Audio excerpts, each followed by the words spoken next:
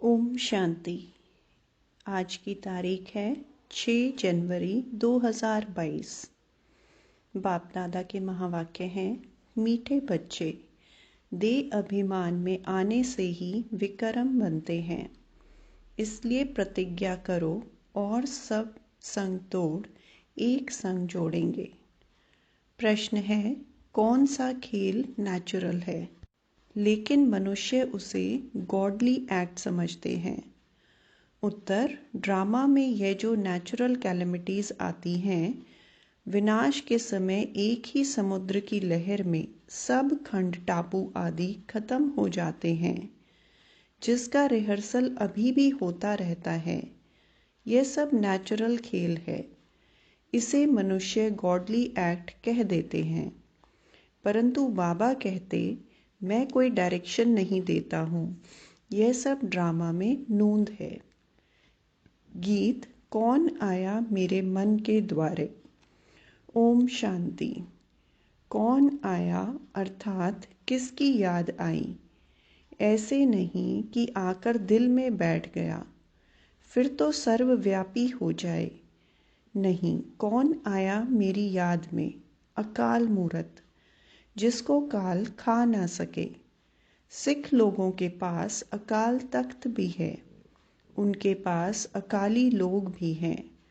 वो लोग खुद नहीं समझते कि सिख धर्म प्रवृत्ति मार्ग का धर्म है। एक ही आदि सनातन देवी देवता धर्म प्राय लोप है। दूसरा है संन्यास धर्म, निवृत्ति मार्ग का। घर बार छोड़ हद का संन्यास कर पवित्र बनते हैं।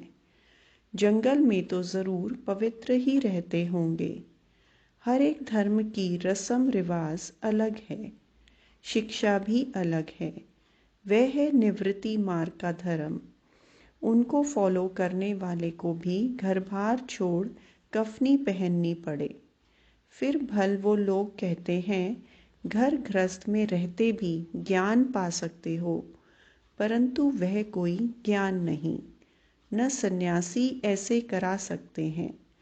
वास्तव में गुरु वह जो सद्गति देने वाला हो, वह तो एक ही है। गुरु नानक ने भी शिक्षा दी है, वह भी परमात्मा की ही महिमा करते हैं। एक ओंकार अकाल मूरत। तुमको अब उस अकाल मूरत अर्थात परम पिता परमात्मा की ही याद है। महिमा करते हैं, अकाल मूरत अयोनि है। स्वयंभू अर्थात रचता है। निर्भय निर्वैर अकाल मूरत। सतगुरु प्रसाद जप साहिब आदि यह महिमा है परम पिता परमात्मा की। अकाल मूरत को ही मानते हैं। वही बताते हैं, सतयुग आदि सत, होसी भी सत। फिर यह भी कहते हैं, मूत पलीती। पतित पावन माना ही मूत पलीती कपड़ धोए। साफ करते हैं तब उनकी महिमा गाते हैं। फिर कहते हैं, अशंख चोर हराम खोर। यह भी इस समय की ही महिमा है। फिर नानक कहे नीच विचार कर। फिर उनके ऊपर बलिहार जाते हैं। ज़रूर जब वह आया तब तो बलिहार जाते हैं। बाबा कहते हैं, मैं अहिल्याओं गणिकाओं साधुओं का भी उद्धार करने आता हूँ, तो ज़रूर सब पतित ठहरे। अब यह है बेहद की बात, तो ज़रूर बेहद का मालिक ही आकर समझाएंगे। ब्रह्मा विष्णु शंकर भी मेरी रचना है। ब्रह्मा द्वारा आदि सनातन देवी देवता धर्म की स्थापना, शंकर द्वारा अनेक धर्मों का विनाश। दूसरे जो आते हैं सिर्फ अपने धर्म की स्थापना करते हैं। ऐसे नहीं कि वो गुरु लोग सद्गति दाता हैं। सद्गति किसकी करेंगे? उनकी वंशावली की ही पूरी वृद्धि नहीं हुई है, तो सद्गति कैसे करेंगे? बाप कहते हैं, मैं आकर आदि सनातन धर्म की स्थापना और अधर्मों का विनाश कराता हूँ। इस समय सब तमो प्रधान पाप आत्मा बन गए हैं।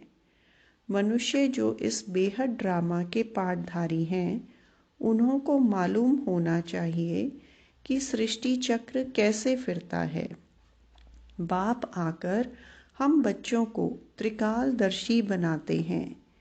यह भी समझते हैं ज़रूर बाप आकर स्वर्ग सचखंड की स्थापना करेंगे और झूठ खंड का विनाश करेंगे।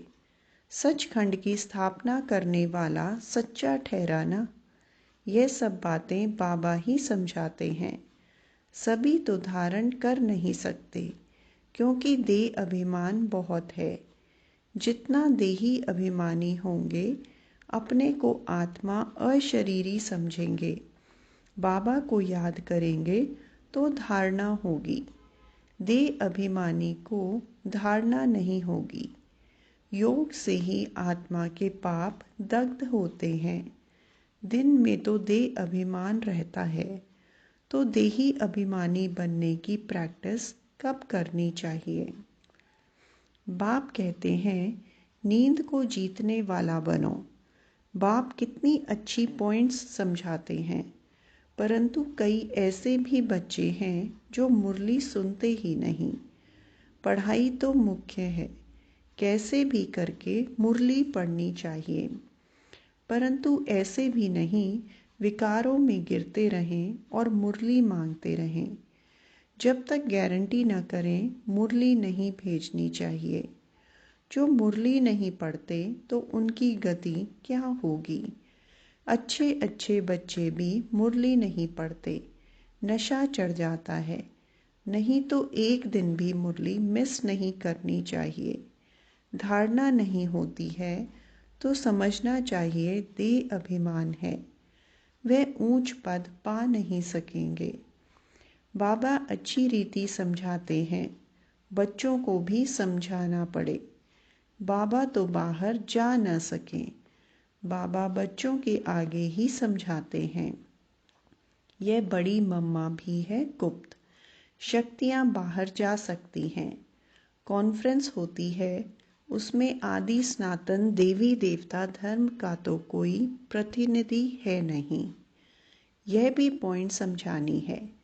और जो भी धर्म पिता आते हैं वे सिर्फ धर्म स्थापन करने आते हैं, न कि अधर्मों का विनाश करने। सत धर्म की स्थापना, अनेक धर्मों का विनाश संगम पर ही होता है। जब उतरती कला हो जाती है तब बाप आते हैं। चढ़ती कला तो एक ही बार होती है। इस पर एक श्लोक भी है, छोटे मन में बड़ा था। गुरु नानक ने कहा है सब निंदक हैं, झूठे हैं, कोई भी पवित्र नहीं रहते। सिख धर्म में अकाली होते हैं जिनके ऊपर काला चक्र भी दिखाते हैं। यह है स्वदर्शन चक्र, यह भी पवित्रता की निशानी है, परंतु वो लोग इसका अर्थ नहीं समझते हैं, न पवित्र रहते हैं। जनेऊ भी पवित्रता की निशानी है। आजकल तो सब कुछ उड़ा दिया है। ब्राह्मण कुल है उत्तम, उसमें फिर बड़ी चोटी रखते हैं, परंतु पावन तो कोई बनते नहीं। पतित पावन एक ही परमात्मा आकर सबको पावन बनाते हैं। ऐसे नहीं बुद्ध, क्राइस्ट आदि भी कोई पतित पावन थे। नहीं, गुरु तो दुनिया में अनेक हैं, सिखलाने वाले, पढ़ाने वाले। बाकी सर्व का सद्गति दाता पतित पावन एक ही है। सबको पावन बनाकर साथ में ले जाने के लिए मैं ही आता हूँ। ज्ञान सागर के साथ मददगार तुम ज्ञान गंगाएं भी हो। गंगा नदी पर भी देवी का चित्र रख दिया है। अब वास्तव में ज्ञान गंगाएं तुम हो, परंतु तुम्हारी अब पूजा नहीं होती क्योंकि तुम अब लायक बन रहे हो, पुजारी से पूज्य बन रहे हो। फिर तुम्हारा पुजारी बना खत्म हो जाएगा। यह राज समझाते हैं, परंतु कोई की बुद्धि में नहीं बैठता है। कदम कदम बाबा की श्रीमत पर चलना है। देह अभिमान छोड़ते रहो। ये सब मित्र संबंधी आदि खत्म होने वाले हैं। हम सब चले जाएंगे, परंतु दुनिया तो रहेगी ना। बाप कहते हैं मैं नई सृष्टि का रचयिता हूँ, परंतु मैं आऊँगा तो पतित दुनिया में ना। तब तो मुझे पतित पावन कहते हैं, तो ज़रूर पतित दुनिया होगी। पावन दुनिया में तो पतित होंगे नहीं। परमात्मा को हेवन स्थापन करना है, इसलिए उनको हेवनली गॉड फादर कहते हैं। क्राइस्ट हेवन नहीं स्थापन करते। हाँ, उस समय जो आत्माएं ऊपर से आती हैं वह सतो प्रधान हैं। बाकी और कोई भी पतित से पावन नहीं बनाते। तुम बच्चों को अभी ऐसा कोई विकर्म नहीं करना चाहिए जो पतित कहा जाए। देह अभिमान से ही विकर्म बनते हैं। तुम गारंटी करते हो कि और संग तोड़ एक संग जोड़ेंगे। अब तुम प्रतिज्ञा पूरी करो, नहीं तो दंड खाएंगे। ग्रंथ में भी है, चढ़ती कला तेरे भाने सर्व का भला। अक्षर अच्छे हैं, परंतु जो कुछ पढ़े हैं उनको तो भूलना पड़ता है। बाबा को तो बच्चों के नाम भी पूरे याद नहीं, क्योंकि शिव बाबा को याद करना है। इसलिए बाबा कह देते हैं, खुश रहो, आबाद रहो, न बिसरो न याद रहो। परंतु सर्विसेबल बच्चों को बाबा याद ज़रूर करते हैं कि फलाना बहुत अच्छा मददगार है। साहूकार तो घोर अंधकार में पड़े हैं। कोई को पता नहीं पड़ता कि मौत सामने खड़ा है। भगवान उवाच, मैं राजयोग सिखाता हूँ तो ज़रूर नॉलेज से गॉडेस ऑफ वेल्थ बनते हैं। यह सारी राजधानी बन रही है नंबरवार। तुम जानते हो, नंबरवार हम सब पढ़ रहे हैं। बाबा कहते हैं मैं राजधानी स्थापन कर रहा हूँ, अनेक धर्मों का विनाश कराता हूँ। परम सतगुरु एक ही है, वह ऊंचे ते ऊंचा एक भगवान ही गाया हुआ है। ऊंचे ते ऊंचे ब्रह्मा विष्णु शंकर को भी भगवान नहीं कहते, तो राम कृष्ण को भगवान कैसे कहेंगे? वह तो है ज्ञान का सागर, पतित पावन। भगत भगवान को याद करते हैं, ब्रह्मा विष्णु शंकर को थोड़े ही याद करते हैं। यह तो अभी व्यभिचारी बन गए हैं। तो कितनी अच्छी अच्छी बातें धारण करने की हैं। जो करेगा सो पाएगा। ज्ञान गंगाएं तुम हो। तुम नदियों का ही छोर है। सागर तो कहाँ जा नहीं सकता, परंतु वह है जड़ सागर, यह है चैतन्य। उसमें तो एक तूफान की लहर उठी तो बहुत नुकसान हो जाता है। विनाश के समय जोर से तूफान आएगा, सब खंड टापू आदि खलास हो जाएंगे। देरी नहीं लगती। नेचुरल कैलेमिटीज़ को गॉडली एक्ट कह देते हैं। तब कहा है कि शंकर द्वारा विनाश तो गॉडली एक्ट ही हुई ना। परंतु बाप कहते हैं मैं कोई ऐसा डायरेक्शन आदि नहीं देता हूँ। यह सब ड्रामा में नूंद है। तूफान, नेचुरल कैलेमिटीज़ आदि आदि सब अपना काम करेंगी। कल्प कल्प ये कैलेमिटीज़ आनी ही हैं और सब खंड खत्म होंगे। बाकी एक भारत रह जाएगा। उसके लिए तैयारी होती है, रिहर्सल होती रहेगी। यह नेचुरल खेल बना हुआ है।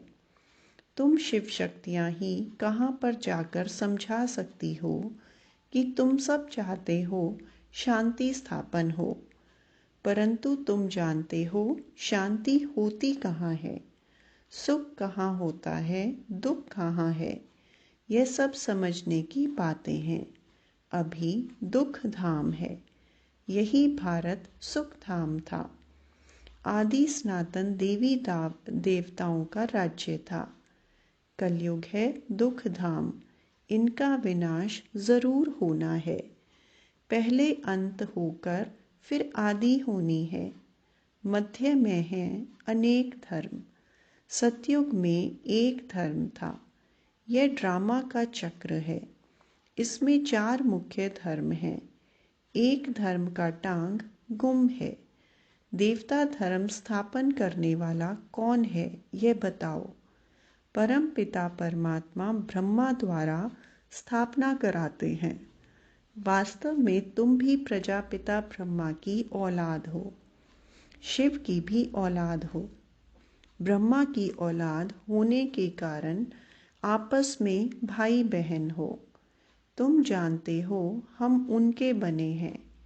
परम पिता परमात्मा पहले ब्राह्मण धर्म रचते हैं।